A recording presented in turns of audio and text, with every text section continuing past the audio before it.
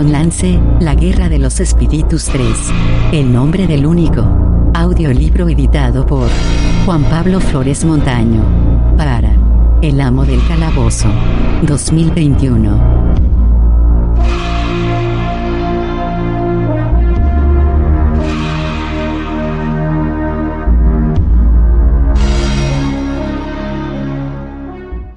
Capítulo 21.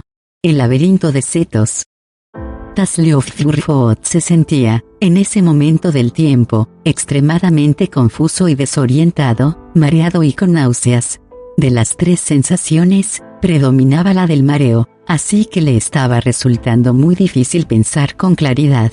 Hubo un tiempo en que suelos de madera lisos y tierra sólida parecían elementos vulgares y corrientes en lo concerniente a él. Pero ahora pensaba con cariño, anhelo y nostalgia en tierra o suelo o cualquier superficie sólida bajo sus pies. También pensaba con añoranza en sus pies situados en el lugar que les correspondía y no creyéndose que eran la cabeza, que era lo que hacía constantemente, ya que siempre los miraba desde arriba y ahora se los encontraba por encima. Lo único bueno que le había pasado era que Acertijo se había quedado ronco de tanto gritar y ahora solo emitía una especie de débiles graznidos. Tas culpaba de todo ello al ingenio de viajar en el tiempo. Se preguntó tristemente si ese girar y dar vueltas y caer en distintos momentos del tiempo iba a repetirse eternamente, y la perspectiva lo amilanó un poco. Entonces se le ocurrió que antes o después el ingenio tendría que soltarlo en el instante del tiempo en que lo pisaba Caos. En definitiva, no era una posibilidad muy halagüeña. Tales pensamientos le pasaron por la cabeza, que estaba girando y girando constantemente a través del tiempo. Los examinó tan a fondo como le era posible, considerando la sensación de mareo, y de repente una nueva idea surgió imponiéndose a las demás. Quizás el propietario de la voz que había oído y de la mano que había sentido en el hombro podría hacer algo respecto a ese continuo dar vueltas y vueltas. Decidió que en el mismo momento en que aterrizaran de nuevo, haría cuanto pudiera para ver al dueño de la mano. Cosa que hizo. En el instante que sintió suelo firme, bendito suelo, bajo sus pies, se volvió trastabillando, y bamboleándose mucho, para mirar tras de sí. Vio a Acertijo y la mano de Acertijo, pero era la mano equivocada. No había nadie más, y de inmediato Tas supo el porqué. El gnomo y él se encontraban en lo que parecía un campo carbonizado por el fuego. A cierta distancia, unos edificios de cristal reflejaban el último fulgor de la tarde y brillaban anaranjados, purpúreos o dorados con las pinceladas de los rayos mortecinos del sol poniente. El aire todavía estaba cargado de olor a quemado, aunque el fuego que había consumido la vegetación se había apagado hacía tiempo. Tas oyó voces, pero sonaban lejos. De alguna parte llegó la dulce y penetrante música de una flauta. Taslioff tuvo la vaga sensación de haber estado allí antes. O quizá había estado después de antes. Con todo ese saltar en el tiempo ya no estaba seguro de nada. El sitio le resultaba familiar, y se disponía a ponerse en marcha para buscar a alguien que pudiera decirle dónde estaba cuando Acertijo soltó una ahogada exclamación. El laberinto de Cetos. Tas miró abajo y a los lados, y comprendió que el gnomo tenía razón. Se encontraban en lo que quedaba del laberinto de Cetos de la ciudadela después de que los dragones rojos lo hubieran destruido con su aliento abrasador. Las paredes de hojas eran montones de cenizas en el suelo. Los senderos que giraban y torcían entre los muros de plantas, conduciendo a quienes los recorrían hacia el interior del laberinto, se encontraban al descubierto. El laberinto ya no era tal. Tas distinguía claramente el trazado, los blancos caminos resaltando en marcado contraste con el negro. Veía cada recodo, cada giro, cada espiral, cada curva, cada paso sin salida. Veía el camino hacia el corazón del laberinto de Cetos y veía la salida. La escalera de plata se alzaba a plena vista, al descubierto. Ahora se distinguía claramente que subía y subía hacia el vacío, y Tas, sintiendo revuelto el estómago, recordó su salto desde lo alto y su zambullida en el humo y las llamas. «Oh, diantre», susurró Acertijo, y Tas recordó que levantar el plano del laberinto de Cetos había sido la misión en la vida del gnomo. «Acertijo, yo», empezó tristemente. Se puede ver todo, dijo el gnomo. Lo sé. Tas le dio unas palmaditas en la mano. Y yo. Se podría recorrer de punta a punta sin perderse en ningún momento, siguió Acertijo. Quizás encuentres otra línea de trabajo, sugirió Tas con intención de ayudar. Aunque, yo en tu lugar, no me dedicaría a la reparación de artefactos mágicos. Es perfecto, exclamó Acertijo, con los ojos llenos de lágrimas de felicidad. ¿Qué? Preguntó Tas, sobresaltado. ¿Qué es perfecto? ¿Dónde está mi pergamino? Demandó el gnomo. ¿Y mi tintero y mi pincel? Yo no tengo un tintero. Entonces, ¿para qué sirves? Refunfuñó Acertijo mientras lo fulminaba con la mirada. Va, no importa, añadió malhumorado. Ajá, carboncillo. Esto servirá.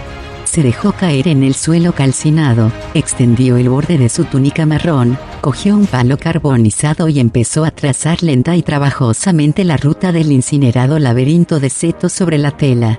Así es mucho más fácil, murmuró para sí mismo. No comprendo cómo no se me ocurrió antes. Taslioff sintió ella familiar roce de la mano en su hombro. Las gemas del ingenio de viajar en el tiempo empezaron a destellar y brillar con luces doradas y púrpura, un reflejo del sol poniente. Adiós, Acertijo, dijo Tas mientras los senderos del laberinto de setos empezaban a girar ante sus ojos. El gnomo no levantó la vista. Estaba concentrado en su trabajo. Capítulo 22. El extraño pasajero. En un pequeño puerto al sur de Spilde, el extraño pasajero desembarcó de la nave en la que había viajado a través del nuevo mar. El capitán sintió un gran alivio al desembarazarse de su misterioso pasajero y más aún de librarse de su fogoso corcel. Nadie le había visto la cara, que él mantuvo oculta bajo la capucha de la capa. Semejante aislamiento había originado muchas especulaciones entre la tripulación respecto a la naturaleza del pasajero, la mayoría absurdas y totalmente erróneas. Algunos suponían que era una mujer disfrazada de hombre, porque el grumete había atisbado una vez una mano que, según él, era esbelta y delicada. Otros sospechaban que se trataba de un hechicero de alguna clase, sin más razón que la de ser de sobra conocido que los hechiceros llevaban capas con embozos, que siempre se mostraban misteriosos y que no eran de fiar. Solo un marinero comentó que creía que el pasajero era un elfo y que ocultaba el rostro porque sabía que los humanos a bordo del barco no verían con muy buenos ojos a alguien de su raza. Los otros marineros se burlaron de su idea y, como la conversación se estaba manteniendo durante la cena, le lanzaron a la cabeza los panecillos picados por el gorgojo. El hombre sugirió hacer una apuesta a favor de su corazonada, y todos los demás la aceptaron. Se convirtió en un hombre rico, relativamente, al final del viaje, cuando un golpe de viento le echó la capucha hacia atrás al pasajero mientras conducía a su caballo por la pasarela, revelando que, efectivamente, era un elfo. Nadie se molestó en preguntarle qué lo había traído a esa parte de Ansalón. A los marineros les importaba poco de dónde venía el elfo y a dónde se dirigía. Estaban más que contentos de que abandonara el barco, ya que era de sobra sabido entre los que navegaban que los elfos del mar, los que supuestamente habitaban en las profundidades marinas, intentarían hundir cualquier embarcación que transportara a uno de sus parientes de la superficie a fin de persuadirle de que pasara el resto de su vida bajo el mar. En cuanto a Silvanosei, no miró hacia atrás una vez que pisó tierra firme. No le importaban nada los marineros ni el barco, aunque gracias a su esfuerzo habían viajado a través del nuevo mar a una velocidad realmente notable. El viento había soplado con fuerza desde el día que iniciaron la travesía y no había parado en ningún momento. No había habido tormentas, un milagro en esa época del año. Aún así, por muy veloz que el barco hubiera surcado las aguas, no había sido lo suficientemente rápido para Silvanosei. Se sintió rebosante de alegría al pisar tierra, ya que era la tierra por la que Mina caminaba. Cada paso lo acercaba más a su amado rostro, a su adorada voz. Ignoraba dónde se encontraba, pero el corcel sí lo sabía. Era el caballo de la joven, al que había enviado en su busca.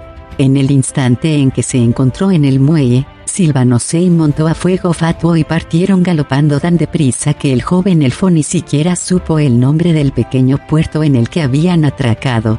Viajaron hacia el noroeste. Silvanosei habría cabalgado día y noche de haber podido, pero el animal, por muy milagroso que fuera, era una criatura mortal y necesitaba comer y descansar, del mismo modo que lo necesitaba el propio Silvanosei. Al principio maldijo amargamente el tiempo que gastaban en descansar, pero se le recompensó por su sacrificio. La primera noche que pasó fuera del barco, Silvanosei topó con una caravana de mercaderes que se encaminaba hacia el mismo puerto en el que había desembarcado recientemente. Muchos humanos habrían rechazado a un elfo solitario con el que se cruzaran por casualidad en el camino, pero los mercaderes veían como un cliente potencial a cualquier persona y, en consecuencia, no solían tener prejuicios contra ninguna raza, salvo los Kenders. El dinero elfo era tan bueno, a menudo, mejor, que el humano, así que invitaron cordialmente al joven elfo, cuyo atuendo, aunque manchado por el viaje, era de gran calidad, a compartir su comida. Silvanosei solo deseaba sentarse a solas y soñar con los ojos ambarinos, y estaba a punto de rehusar con altivez cuando oyó a uno de ellos pronunciar el nombre de Mina. «Os agradezco, damas y caballeros, vuestra hospitalidad», contestó mientras se apresuraba a tomar asiento junto a la chisporroteante hoguera. Incluso aceptó el plato de latón con el cuestionable guisado que le ofrecieron, aunque no lo probó, sino que lo tiró subrepticiamente en los arbustos que había a su espalda. Todavía llevaba la capa puesta, ya que el tiempo era frío en esa época del año. Echó la capucha hacia atrás, sin embargo, y los humanos se quedaron admirados por el apuesto joven de ojos del color del vino, encantadora sonrisa y voz dulce y melodiosa. Al ver que se había comido ya el guiso, una de las mujeres le ofreció más. «Estás tan delgado como un colchón tras un año de uso», comentó mientras llenaba el plato, que el joven rechazó con educación. «¿Mencionasteis su nombre, Mina?», empezó Silvanosei procurando hablar en tono despreocupado a pesar de que el corazón le latía desaforadamente. «Conozco a alguien que se llama así. ¿No será una doncella elfa por casualidad?». Al oír esto todos rieron de buena gana. «No, a menos que las doncellas elfas vistan armadura hoy en día», repuso uno. «Yo he oído hablar de una doncella elfa que llevaba armadura», protestó otro, que parecía de los que les gustaba discutir. «Recuerdo que mi abuelo cantaba una canción sobre ella. Era en tiempos de la Guerra de la Lanza». «Bah, tu abuelo era un viejo éodo», intervino un tercero. «Nunca fue a ninguna parte, sino que vivió y murió en las tabernas de Flotsam». «Aún así, tiene razón», abundó la esposa de uno de los mercaderes. «Hubo una doncella elfa que combatió en la Gran Guerra. Se llamaba Launatari». «Lunitari, querida, Lunitari. Era una antigua diosa de la magia», le corrigió su amiga, otra de las esposas, mientras le daba con el codo. «Una de las deidades que se marcharon y nos dejaron a merced de esos enormes y monstruosos dragones». «No, estoy segura que no era esa», insistió la primera mujer, ofendida. «Era Launatari, y mató a una de esas bestias horribles con un ingenio gnomo llamado Dragón Lesna. Se llamaba así porque se lo clavó hasta el fondo y lo agujereó como una suela de zapato. Y ojalá apareciera otra igual e hiciera lo mismo con estos dragones nuevos.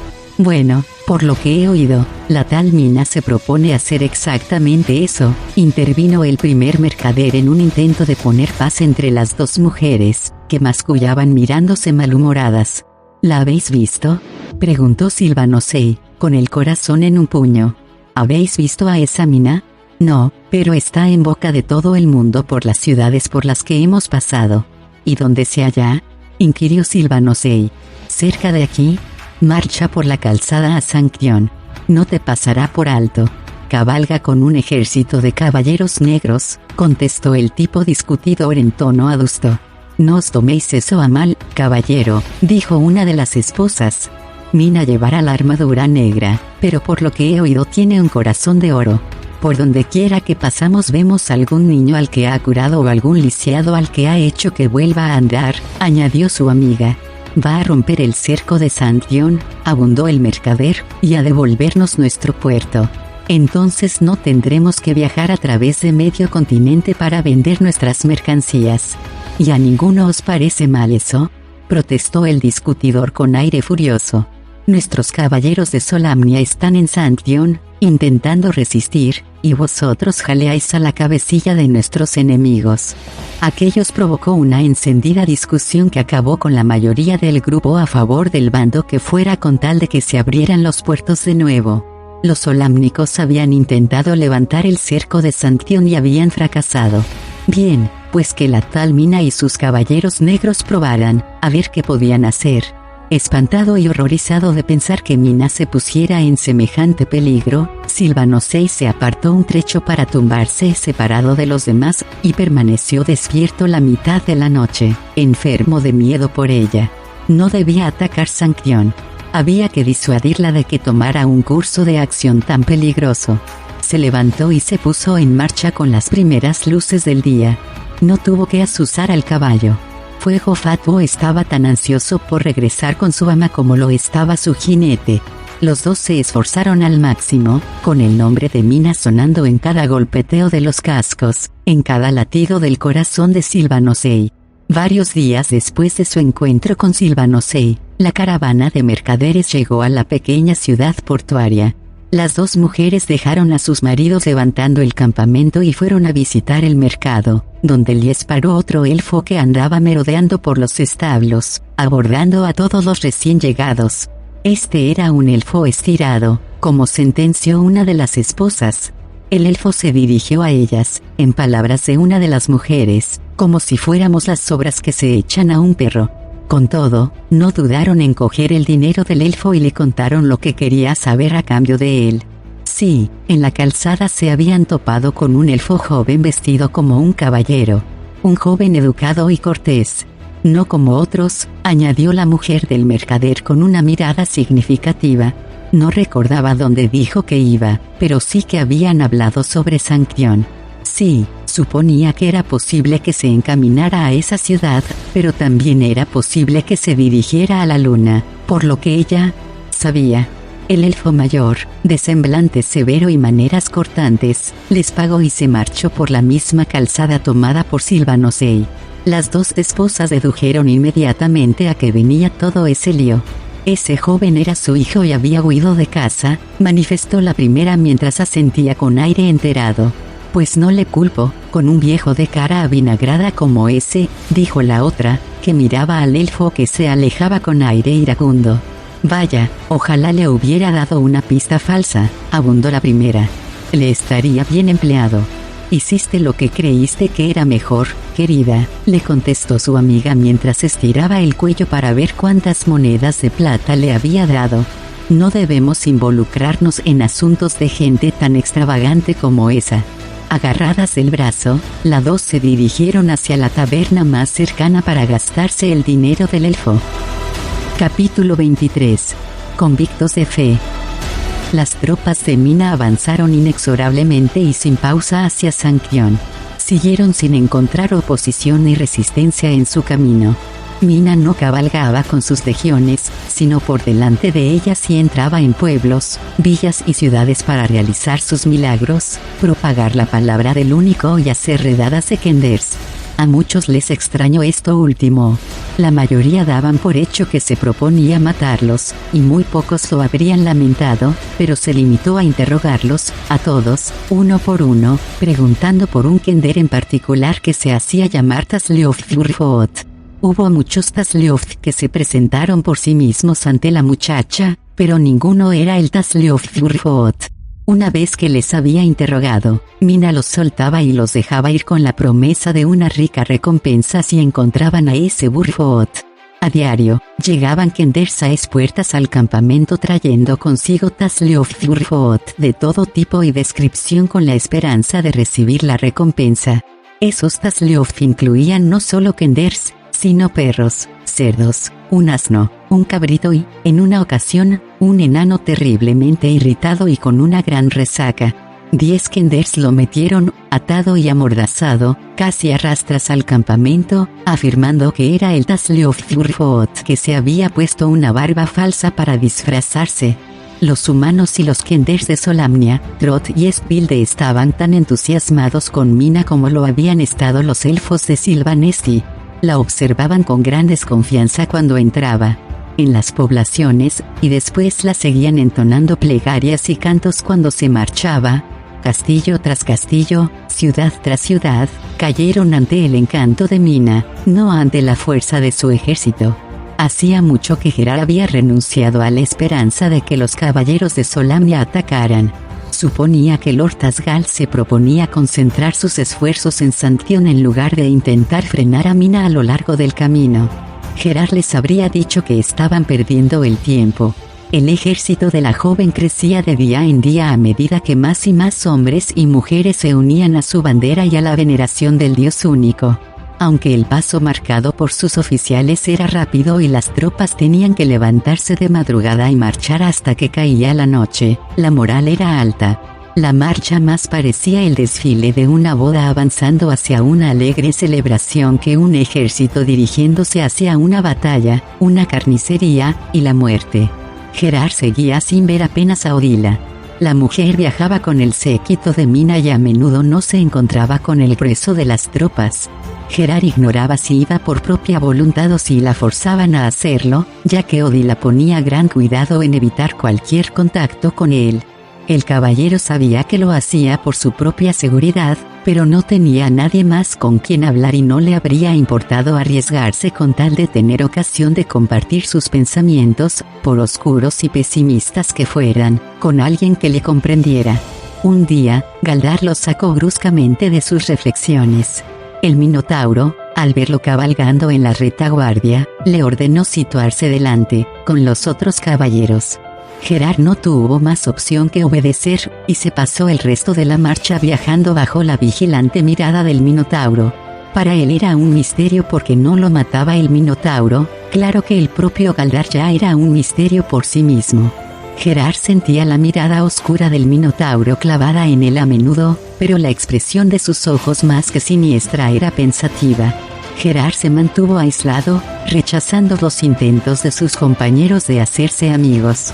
Difícilmente podía compartir el ánimo alegre de los caballeros negros ni participar en conversaciones sobre cuántos solámnicos iban a destripar o cuántas cabezas solámnicas iban a clavar en picas. A causa de su silencio taciturno y su talante reacio, no tardó en ganarse la reputación de hombre adusto y huraño que no caía bien a sus compañeros de caballería. A Gerard le daba igual. Se alegraba de que lo dejaran en paz, solo. O quizá no tanto. Cada vez que deambulaba solo, al alzar la vista encontraba a menudo a Galdar siguiéndolo de cerca. Los días se convirtieron en semanas.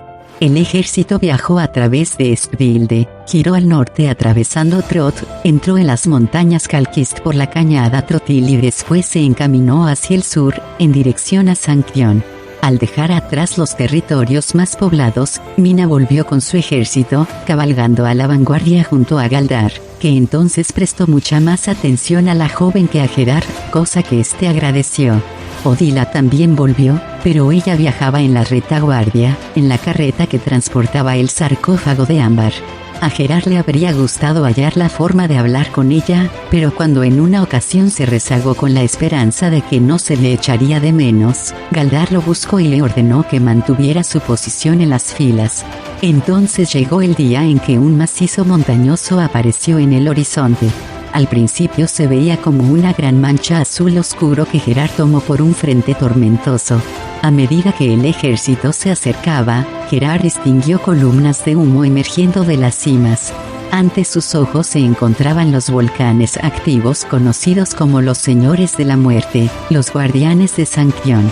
Ya falta poco, pensó y sintió lástima por los defensores de la ciudad, vigilando y esperando. Se sentirían confiados, seguros de que sus defensas resistirían. Llevaban resistiendo más de un año, así que ¿por qué iban a pensar que esta vez sería diferente? Se preguntó si habrían oído los rumores sobre el terrorífico ejército de muertos que había atacado Solantus. Aún en el caso de que lo supieran, ¿creerían que era verdad? Gerard lo dudaba. Él mismo no habría dado crédito a semejante historia. Incluso al recordarlo ahora no estaba seguro de creérselo. Toda la batalla había tenido un fondo de irrealidad inconexa semejante a un sueño febril. Marchaba el ejército de muertos con Mina. A veces Gerard intentaba captar un atisbo de ellos, pero, si los muertos los acompañaban, aquel aliado inhumano viajaba invisible y silencioso. El ejército de Mina entró en las estribaciones de las Calquiste e inició el ascenso que lo conduciría al paso que atravesaba los señores de la muerte. Mina ordenó detener la marcha en un valle y les dijo que se quedarían allí varios días. Tenía que hacer un viaje, explicó, y en su ausencia el ejército se prepararía para el esfuerzo de cruzar las montañas. Se dio la orden general de que se tuvieran armaduras y armas en buenas condiciones, listas para la batalla. El herrero encendió la forja, y él y sus ayudantes se dedicaron varios días a reparar y fabricar. Partidas de caza salieron para conseguir carne fresca.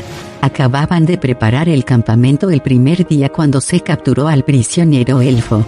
Lo llevaron a rastras al campamento varios exploradores que patrullaban por los flancos del ejército batiendo los alrededores en busca de cualquier señal del enemigo. Gerard estaba con el herrero para que le arreglara la espada, pensando lo extraño que era que el mismo enemigo que dentro de poco podría acabar ensartado en esa espada estuviera ahora trabajando con afán para dejarla en buenas condiciones. Había decidido que aprovecharía la ausencia de Mina para intentar convencer a Odila que escapara con él. Si la mujer se negaba, cabalgaría solo hacia Santión para llevar a los caballeros la noticia de la proximidad del ejército enemigo.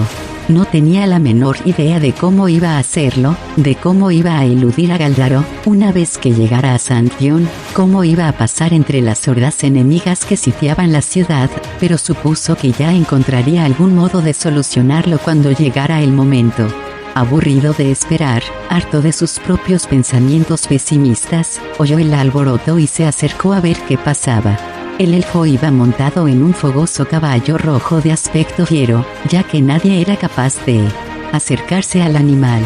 Una multitud se había agrupado alrededor del elfo. Al parecer, algunos lo conocían porque empezaron a mofarse haciendo reverencias burlonas y saludando al rey de Silvanesti con risotadas. Gerard observó al elfo con curiosidad. Vestía ropas buenas, propias de un rey, aunque la capa de fino paño estaba sucia a causa del viaje, las calzas de seda se habían desgarrado y el jubón repujado con hilo de oro aparecía ajado y deshilachado. El elfo no hacía caso a sus detractores, centrado en buscar a alguien en el campamento, al igual que hacía el caballo. La multitud se apartó, como hacía siempre cuando Mina caminaba entre el gentío. Al verla, los ojos de jinete y caballo se quedaron prendados en ella con embeleso. El caballo relinchó y sacudió la cabeza. Mina se acercó a Fuego Fatmo, apoyó la cabeza en la del animal y le acarició el hocico. El caballo puso la cabeza sobre su hombro y cerró los ojos. Cumplida su misión, acabado el viaje, ya estaba en casa y se sentía contento. Mina le dio unas palmaditas y alzó la vista hacia el elfo. Mina, dijo el joven, y su nombre, al pronunciarlo, pareció teñido de rojo con la sangre de su corazón. Desmontó y se quedó parado ante ella. Mina, enviaste a buscarme. Aquí me tienes. Había un dolor y un amor tan intensos en la voz del elfo que Gerard se sintió azorado por el joven. Saltaba a la vista que su amor no era correspondido. Mina no le hizo caso al elfo y siguió volcando toda su atención en el caballo. Su indiferencia por el joven no pasó inadvertida, y los caballeros de Mina intercambiaron sonrisas. Se hicieron comentarios subidos de tono entre susurros. Un hombre estalló en carcajadas, pero su risa cesó de golpe cuando Mina volvió los ojos ambarinos hacia él. El tipo agachó la cabeza, abochornado, y se escabulló con el rabo entre las piernas. Por fin Mina se dio por enterada de la presencia del elfo. Sed bienvenido, Majestad. Todo está preparado para vuestra llegada. Se ha dispuesto una tienda junto a la mía. Habéis llegado en buen momento. Muy pronto marcharemos contra Santión para reclamar esa sagrada ciudad en nombre del Dios único. ¿Seréis testigo de nuestro triunfo? No puedes ir a Santión, Mina, exclamó el elfo. Es demasiado peligroso. No acabó la frase. Miró en derredor, a la multitud de humanos con armaduras negras, y dio la impresión de que hasta ese momento no se había dado cuenta de haber entrado en el campamento de sus enemigos. Mina advirtió su reacción y comprendió su inquietud. Lanzó una mirada severa a la muchedumbre que acalló las mofas y acabó con las risas. Que se sepa en todo el campamento que el rey de los elfos de Silvanesti es mi invitado. Se le ha de tratar con igual respeto que a mí.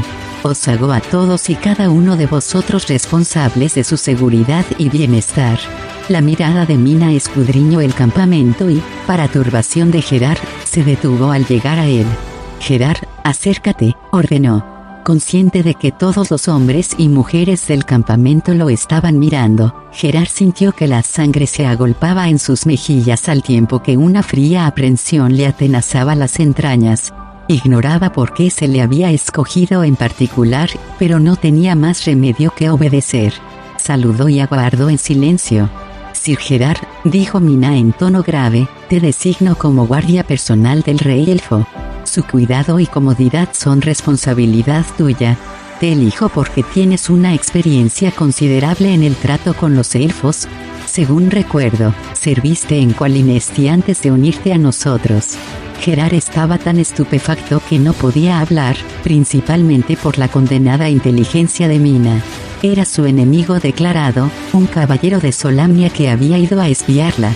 Lo sabía. Y porque era un solámnico, era la única persona de su ejército a quien podía confiar la vida del joven rey elfo. Poner a un prisionero guardando a otro prisionero. Una idea chocante concebida con inteligencia, y que en el caso de Gerard funcionaría. Lo siento, pero me temo que este servicio te dejará fuera de la batalla de Saint-John, Gerard, continuó Mina. Su Majestad no puede exponerse a ese peligro, de modo que te quedarás con él en la retaguardia, con las carretas de suministros. Pero habrá otras batallas para ti, Gerard. De eso estoy segura. A Gerard no le quedó más opción que saludar de nuevo.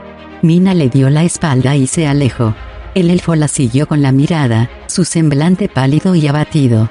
Muchos soldados se quedaron y, ahora que Mina se había marchado, reanudaron sus chanzas a expensas del elfo. Algunos empezaron a mostrarse descaradamente desagradables.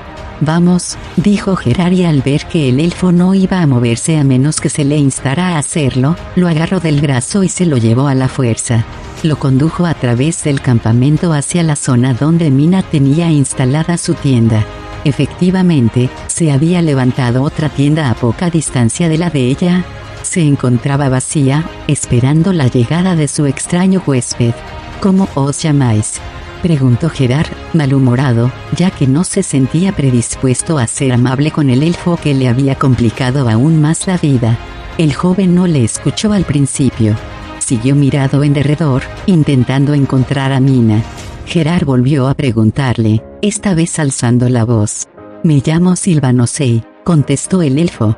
Hablaba el común con soltura, aunque con un acento tan marcado que costaba entenderlo. El elfo miró a Gerard directamente por primera vez desde que al caballero le habían ordenado hacerse cargo de él. No te conozco. No estabas con ella en Silvanesti, ¿verdad? No era necesario especificar a quién se refería. Para Gerard estaba muy claro que para este joven era la única ella en el mundo. No, no estaba, contestó lacónicamente. ¿A dónde ha ido? ¿Qué hace?, preguntó Silvanosei mientras volvía a mirar a su alrededor. ¿Cuándo volverá? La tienda de Mina y la de sus guardias personales se encontraban separadas del campamento principal. El ruido del campamento se fue apagando tras ellos. El espectáculo había terminado. Caballeros y soldados reanudaron sus preparativos para la guerra. ¿De verdad sois rey de los Silvanestis?, preguntó Gerard. Sí, contestó con aire ausente Silvanosei, concentrado en su búsqueda. Lo soy. Entonces, ¿qué infiernos hacéis aquí?, demandó secamente el caballero. En ese momento el joven elfo localizó a Mina. Estaba lejos, galopando en fuego fatuo por el valle. Los dos estaban solos, felices de encontrarse juntos, corriendo al viento con salvaje desenfreno. Al advertir el dolor que asomaba a los ojos de Silvanosei, Gerard tuvo la respuesta a su pregunta. ¿Qué has dicho?, inquirió Silvanosei, suspirando mientras daba media vuelta. Mina se había perdido de vista. No te oí. ¿Quién gobierna en vuestra ausencia, Majestad?, preguntó Gerard en tono acusador. Pensaba en otro rey elfo, Gildas, que tanto había sacrificado para salvar a los suyos, en lugar de abandonarlos. Mi madre, contestó Silvanosei, encogiéndose de hombros. Es lo que siempre ha querido hacer. ¿Vuestra madre gobierna o lo hacen los caballeros de Neraka?, insistió con tono escéptico. He oído que han tomado Silvanesti. Madre les combatirá, dijo el joven. Le gusta luchar. Siempre le ha gustado, ¿sabes? La batalla y el peligro. Es para lo que vive. Yo lo detesto. Nuestro pueblo muriendo y sufriendo. Muriendo por ella. Siempre muriendo por ella. Bebe su sangre y se mantiene hermosa. Pero a mí me envenena. Gerard lo miró perplejo. Aunque el elfo había hablado en común, no había entendido ni una palabra. Le habría preguntado a qué se refería, pero en ese momento Odila salió de la tienda instalada para Mina. Se paró al ver a Gerard, se sonrojó con timidez y después dio media vuelta rápidamente y se alejó. Iré a traeros agua, Majestad, ofreció Gerard, sin quitar ojo a la mujer. Querréis refrescaros y limpiaros el polvo del camino. Y traeré comida y bebida. Por vuestro aspecto, creo que os vendrá bien.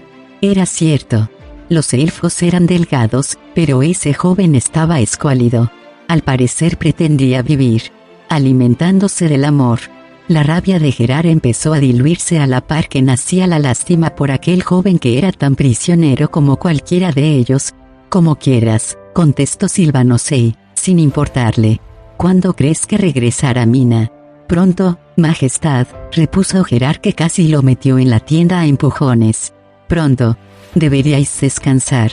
Habiéndose librado de su responsabilidad, al menos de momento, corrió en pos de Odila, que caminaba por el campamento.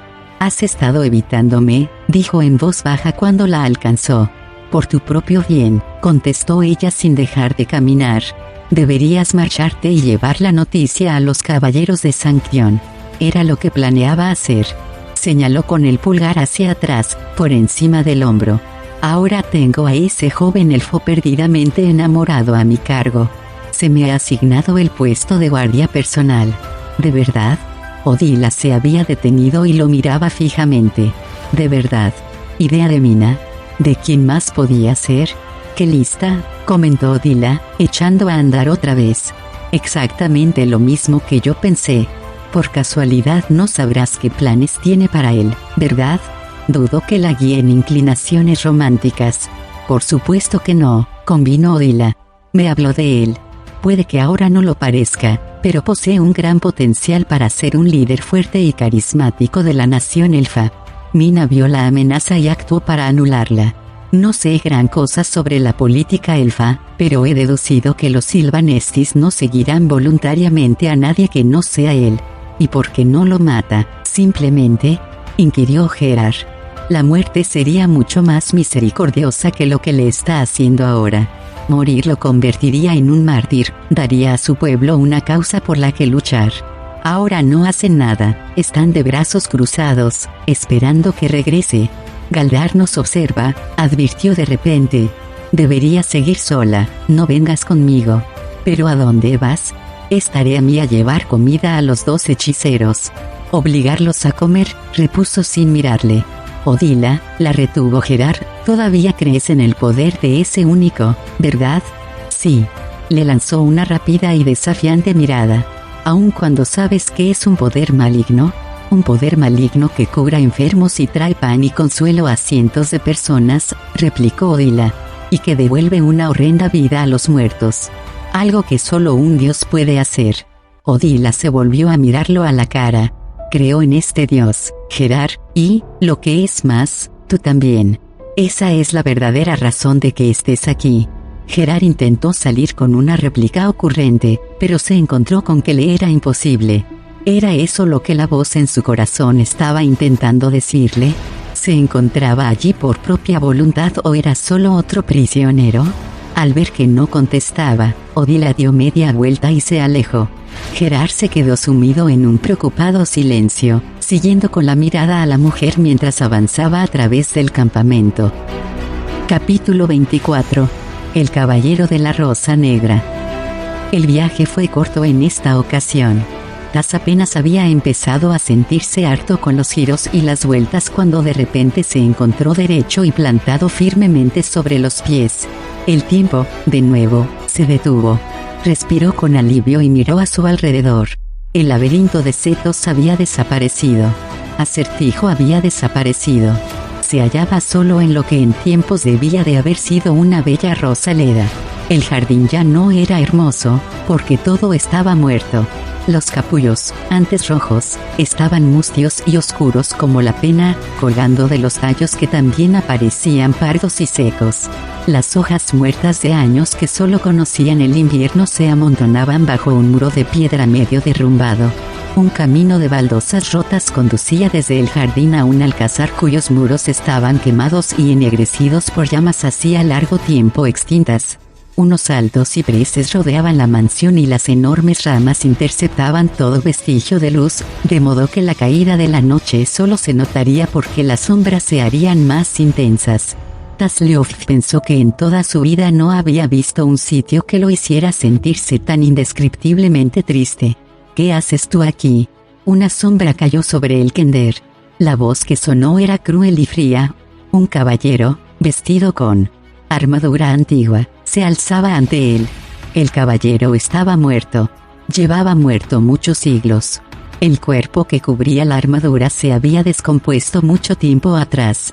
La armadura era el cuerpo ahora, carne y hueso, músculo y tendón, pulida y ennegrecida por el paso del tiempo, abrasada por los fuegos de la guerra, manchada con la sangre de sus víctimas. Unos ojos rojos, la única luz en una oscuridad eterna, se atisbaban a través de las rendijas de la visera del yelmo. Los ojos rojos titilaron como llamas por encima de Taslioff. La mirada de aquellos ojos era dolorosa, y el Kender se encogió. Taslioff contempló de hito en hito la aparición que tenía antes y sintió que se apoderaba de él una sensación desagradable, una sensación que había olvidado porque era tan horrible que no le gustaba recordarla. Tenía la boca llena de un amargo sabor que le daba punzadas en la lengua. El corazón le palpitó desbocado, como si quisiera salir corriendo del pecho y no pudiera.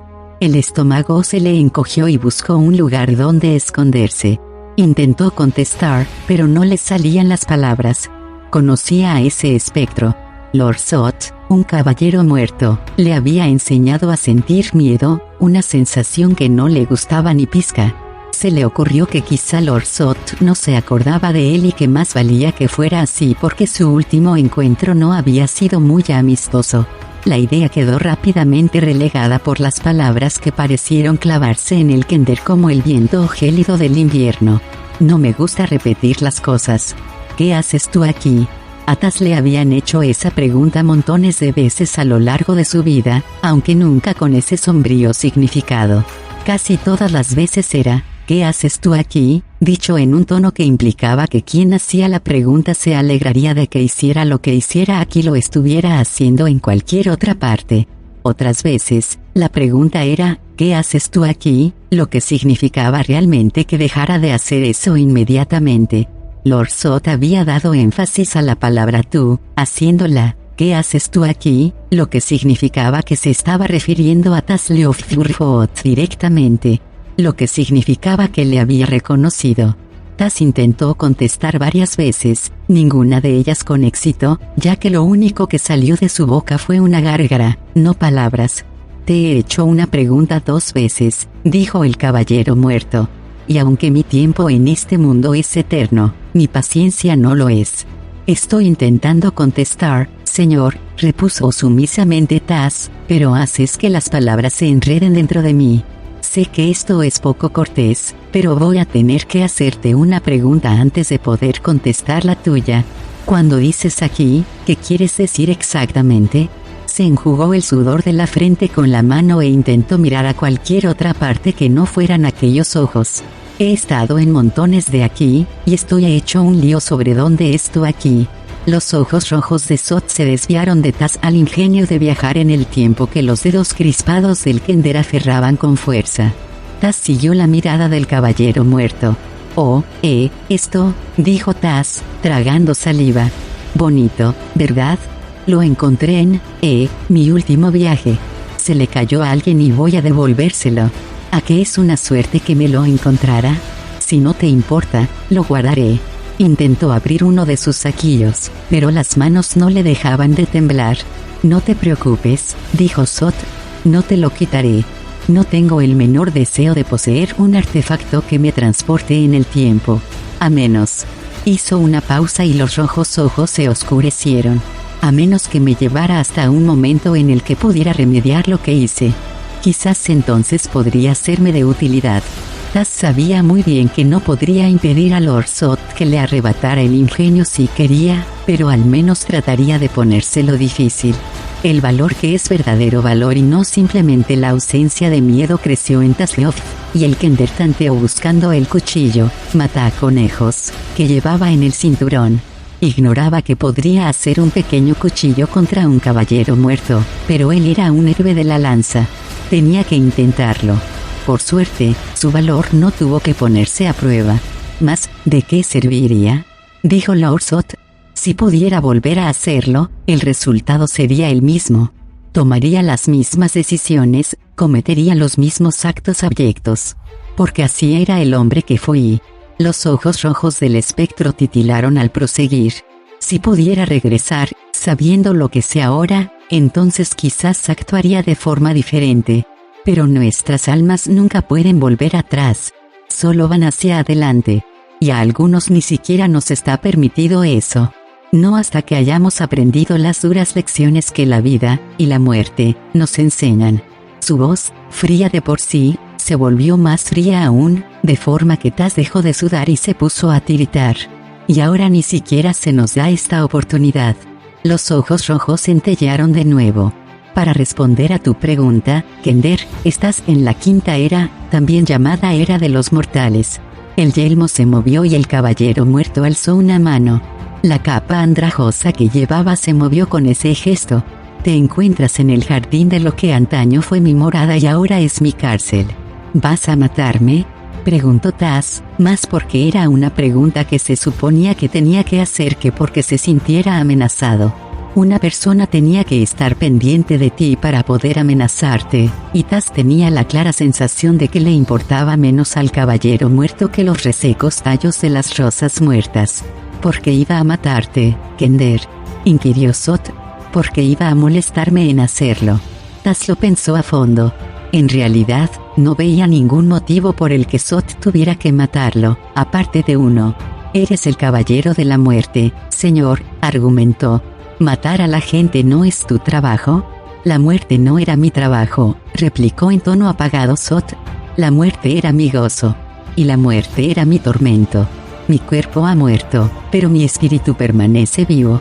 Del mismo modo que la víctima torturada sufre horriblemente cuando siente el hierro al rojo vivo martirizando su carne, así sufro yo a diario, mi alma abrazada con mi rabia, mi vergüenza, mi culpabilidad.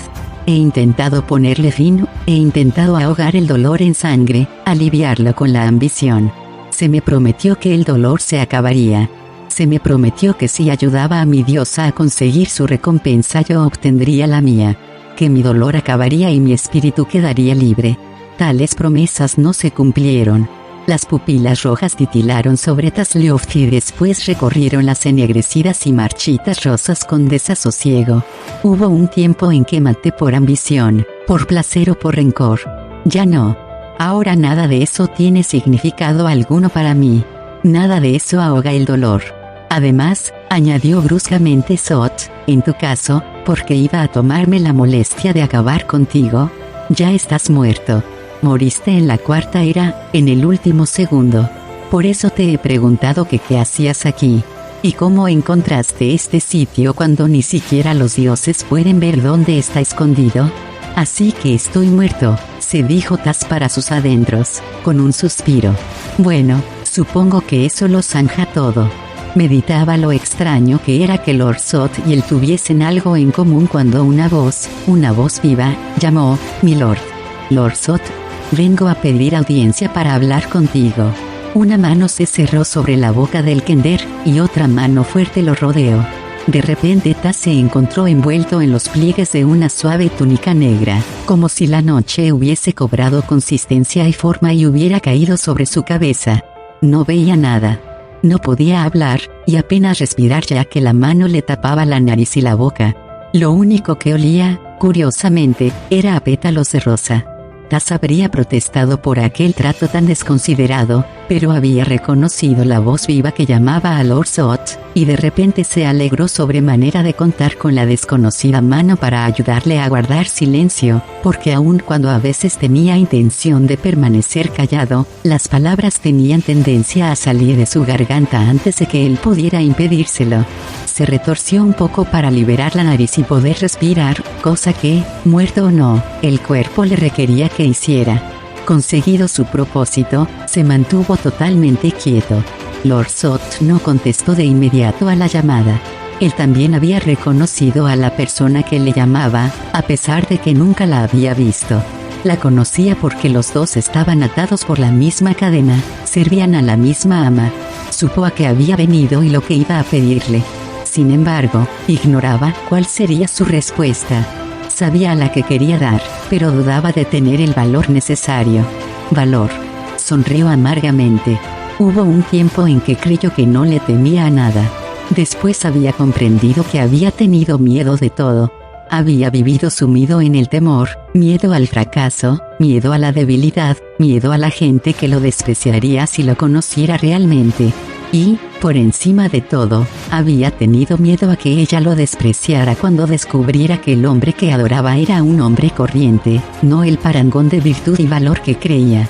Los dioses le habían dado conocimientos que podrían haber evitado el cataclismo. Cabalgaba camino de Istar cuando topó con un grupo de mujeres elfas, seguidoras del príncipe de los sacerdotes. Le contaron mentiras sobre su esposa, le dijeron que le había sido infiel y que el hijo que llevaba en sus entrañas no era suyo. El miedo le había hecho creer esas historias, y había dado la espalda al camino que podría haber sido su salvación. El miedo le había cerrado los oídos a las protestas de inocencia de su esposa. El miedo le había hecho matar lo que amaba realmente. Se quedó pensando en todo aquello, recordándolo una vez más, como se le condenó a recordarlo tantas y tantas veces. De nuevo se encontró en el florecido jardín donde ella cuidaba las rosas con sus propias manos, sin confiar en el jardinero que él había contratado para que hiciera el trabajo. Miró preocupado sus manos, la blanca piel arañada, salpicadas con gotas de sangre. ¿Merece la pena?, le preguntó. Las rosas te causan daño. El dolor solo dura un momento, le contestó ella. El gozo de su belleza permanece durante días. Sin embargo, con el frío soplo del invierno se marchitarán y morirán. Pero tengo su recuerdo, amor mío, y eso me procura felicidad. Felicidad no, pensó. Felicidad no, sino tormento. El recuerdo de su sonrisa, de sus risas. El recuerdo de la pena en sus ojos al apagarse la vida en ellos, tomada por mis manos. El recuerdo de su maldición. ¿O no fue una maldición? Así lo creí entonces, pero ahora me pregunto si, en realidad, no sería su bendición. Salió del jardín de rosas muertas y entró en el alcázar que perduraba desde hacía siglos como un monumento a la muerte y el miedo. Tomó asiento en el sillón cubierto por el polvo de Eras, polvo que su forma incorpórea no alteró. Se sentó en aquel sillón y contempló, como lo había hecho hora tras hora y tras hora, la mancha de sangre en el suelo. Ahí se había desplomado ella. Allí había muerto. Durante eones había estado condenado a escuchar el recital de sus maldades que le cantaban los espíritus de aquellas mujeres elfas que habían sido su perdición y a las que se condenó a vivir una vida que no era vida, una existencia de tormento y arrepentimiento. No había oído sus voces desde que empezó la Quinta Era. Ignoraba cuántos años hacía de eso, ya que el tiempo no tenía significado para él. Las voces eran parte de la Cuarta Era, y se habían quedado en la Cuarta Era. Al fin perdonado. Al fin concedido permiso para marcharse. Buscó el perdón, pero le fue negado. Se encolerizó ante la negativa, como su reina supo que le ocurriría. La ira fue el lazo de la trampa, y así, Takisis lo cogió en ella, lo ató rápidamente y lo transportó allí para que continuara su mísera existencia, aguardando su llamada. La llamada había llegado finalmente. Los pasos de un ser vivo lo sacaron de su sombrío ensueño. Alzó la vista para contemplar a la representante de su oscura majestad, y se encontró con una chiquilla vestida con armadura, o eso pensó al principio. Entonces vio que la que erróneamente había tomado por una niña era una muchacha a punto de convertirse en una mujer. Le recordó a Kitiara, la única persona que, durante un breve periodo, había sido capaz de aliviar su tormento. Kitiara, que jamás conoció el miedo salvo en una ocasión, justo al final de su vida, cuando alzó los ojos y lo vio ir a por ella. Fue entonces, al mirar aquellos ojos rebosando pavor, cuando se entendió a sí mismo. Al menos le había dado eso. También ella había desaparecido, su alma siguiendo adelante hacia donde quiera que tuviera que ir. ¿Acaso iba a ser esta mujer otra Kitiara? ¿Otra Kitiara enviada para seducirlo? No, comprendió, al mirar los ojos ambarinos de la muchacha que se hallaba ante él. Esa no era Kitiara, que había hecho lo que hizo por sus propios motivos, que no había servido a nadie salvo a sí misma. Esta muchacha lo hacía todo por la gloria del único. Kitiara nunca había sacrificado nada voluntariamente a fin de alcanzar sus metas. Esta chica lo había sacrificado todo, se había vaciado, quedándose como un recipiente para que la deidad lo llenara. Lord Sot vislumbró las minúsculas figuras de millares de seres atrapados en los ojos ambarinos. Sintió el cálido ámbar deslizándose sobre él, intentando capturarlo y retenerlo como un insecto más. Sacudió el yelmo. «No te molestes, Mina», le dijo a la chica. «Sé demasiado. Sé la verdad». «¿Y qué es la verdad?», preguntó. Los ojos color ámbar intentaron atraparlo de nuevo. «No era de las que se daban por vencida, esta mujer niña. Que tu señora te utilizará y después te abandonará», dijo Sot. «Te traicionará, como ha traicionado a todo el mundo que la ha servido. La conozco de antiguo, ¿sabes?». Percibió los indicios de la cólera de su reina, pero decidió hacer caso omiso. «Ya no», le dijo. «Ahora ya no puedes utilizar eso en mi contra». Mina no estaba furiosa. Parecía entristecida por su respuesta. «¿Cómo puedes decir eso cuando afrontó tantas dificultades por traerte con ella? Eres el único que ha recibido tal honor. Todos los demás». Hizo un ademán señalando la cámara vacía de fantasmas, o así le debía parecer a ella. Para Sot la estancia se encontraba abarrotada. Todos los demás se perdieron en el olvido. Solo a ti se te concedió el privilegio de seguir con este mundo. ¿El olvido, dices? Hubo un tiempo en que creí en eso. Hubo un tiempo en que temía la oscuridad, y por ello seguía teniéndome atrapado. Ahora sé a qué atenerme. La muerte no es el olvido. La muerte libera el alma para seguir su viaje. Mina sonrió, compadecida de su ignorancia. Eres tú el que se equivoca. Las almas de los muertos no iban a ninguna parte. Se desvanecían en la niebla, desaprovechadas, olvidadas. Ahora, el único atrae hacia sí las almas de los muertos y les da la oportunidad de permanecer en este mundo y seguir actuando por el bien del mismo. Por el bien del único, querrás decir, atajó Sot. Rebulló en el sillón, en el que no encontraba acomodo. Pongamos que me siento agradecido a ese Dios por el privilegio de permanecer en el mundo. Conociendo a esa deidad como la conozco de antiguo, sé que espera que mi gratitud cristalice en algo tangible. ¿Qué quiere de mí? Dentro de unos cuantos días, ejércitos tanto de vivos como de muertos atacarán Sancción. La ciudad caerá en mi poder. Mina no hablaba alardeando. Sencillamente exponía un hecho. En ese momento, el único realizará un gran milagro. Entrará en el mundo como era su intención desde hace mucho, uniendo los reinos de los mortales y los inmortales. Cuando exista en ambos reinos, conquistará el mundo, librándolo de indeseables tales como los elfos, y se establecerá como dirigente de Kryn. Se me nombrará capitana del ejército de los vivos, y el único te ofrece el mando del ejército de los muertos. ¿Qué me ofrece eso?, inquirió Sot. ¿Te lo ofrece? Sí, por supuesto. Entonces, no se ofenderá si rechazo su oferta, adujo Sot. No se ofenderá, pero le dolería mucho tu ingratitud, después de todo lo que ha hecho por ti. Todo lo que ha hecho por mí. Sot sonrió. Así que es por eso por lo que me trajo aquí. Para ser un esclavo que dirige un ejército de esclavos. Mi respuesta a tan generosa oferta es, no. Cometiste un error, mi reina, entonó Sot, hablando a las sombras, donde sabía que se encontraba agazapada, esperando. Utilizaste mi cólera para mantenerme asido en tus garras, y ahora me arrastras hasta aquí para poder seguir utilizándome. Pero me dejaste solo demasiado tiempo. Me dejaste el silencio en el que de nuevo pude escuchar la voz de mi amada esposa. Me dejaste en la oscuridad que se convirtió en mi luz, pues pude volver a ver su rostro adorado. Pude verme a mí mismo, y vi un hombre consumido por sus miedos. Y fue entonces cuando te vi como eres realmente. Luché por ti, Taquisis. Creí que tu causa era la mía.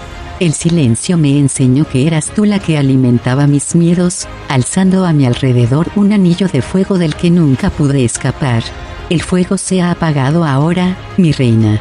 A mi alrededor solo quedan cenizas. Cuidado, mi lord, dijo Mina y en su voz sonó un timbre ominoso. Si os negáis a aceptar, corréis el riesgo de incurrir en su ira. Lord Sot se puso de pie y señaló una mancha en el suelo de piedra. ¿Ves eso? No veo nada, contestó Mina tras echar una mirada indiferente. Nada salvo piedra gris y fría. Yo veo un charco de sangre. Veo a mi amada esposa tendida sobre su propia sangre. Veo la sangre de todos aquellos que perecieron porque mi miedo me impidió aceptar la redención que los dioses me ofrecieron. Ya he estado obligado a mirar esa mancha durante demasiado tiempo, y hace mucho que aborrezco su simple vista. Ahora me arrodillo en ella, dijo mientras caía de hinojos sobre la piedra, me arrodillo en su sangre y en la sangre de todos los que murieron porque tuve miedo. Le pido perdón por el mal que le hice. Les pido a todos ellos que me perdonen. No puede haber perdón, manifestó severamente Mina. Estás maldito. El único arrojará tu alma a la oscuridad del dolor y el tormento eternos. ¿Es eso lo que escoges? La muerte es lo que escojo, repuso Sot. Buscó debajo del peto de la armadura y sacó una rosa. Era una rosa muerta hacía mucho tiempo, pero su exuberante color no había perdido intensidad. La rosa era roja como los labios de ella, como su sangre. Si la muerte trae consigo un tormento eterno, entonces lo acepto como mi merecido castigo.